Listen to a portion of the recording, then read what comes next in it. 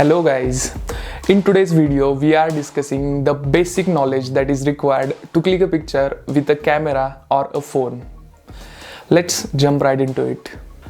While capturing a picture, what we are doing is simply capturing the light that is bouncing off the things that makes them visible. To put in more simple terms, I will say that photography is all about the light and its control. The first thing you need to know about is exposure. So what is exposure? Exposure is basically the amount of light present in a photo. I will show you some examples. In first photo, you can see that everything looks white and blown out. The photo is overexposed, which means there was too much light present in the photo.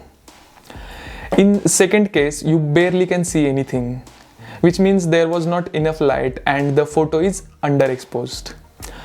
And this is the most important thing to do in photography, that is to get the exposure right every single time you click a picture. And how to get the exposure right in your camera? You must have heard about the fire triangle, that to light a fire you require fuel, oxygen and heat. Similar to that, exposure is controlled by three things, that is aperture, shutter speed and the ISO. First is aperture. Aperture is opening of the lens, similar to pupil in our eye. Larger the aperture, more light will reach to the sensor. Lens to lens aperture value may vary. You can get lenses with wider apertures and even with smaller ones. Aperture is measured in f value. Smaller the f value, larger will be the opening of the lens. Next is shutter speed. Shutter is the flap on the sensor, similar to our eyelid. If we blink too fast, then less light will enter our eye.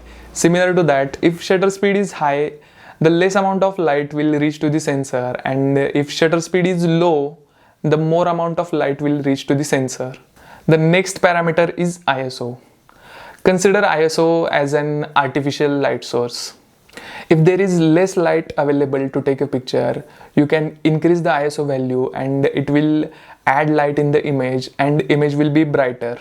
But there is one downside in increasing the ISO value too much. With increasing the ISO, there will be more noise and more grain in the image, and the image you have taken will not be as sharp and clear. And these are the three basic things that will control the overall exposure of your images.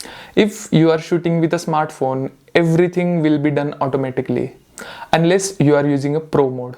I will give you an example how I set the parameters to get the perfect exposure. In this image, as this is taken in daylight, first I will set the ISO to its minimum value, that is 100. Then next is aperture. If I want bokeh effect in my images, then I will set the aperture value to its minimum. The aperture will be wide open. And if I am shooting a landscape and I want everything to be in focus, then the aperture value will be maximum and aperture will be less open. Then based on these two parameters, I will choose shutter speed and balance the exposure. If you are shooting with a DSLR, there is this bar shown on the screen. If this bar is at the center, then the image will be rightly exposed. If this bar is moving towards positive side, then the image will be overexposed. And this is the first thing you need to learn about photography. And that's all for today's video. If you find this information useful, then make sure to like, share and subscribe to my channel. If you have any questions, you can mention them below in the comment section. Thank you for watching this one. I will catch you in the next one. Peace out.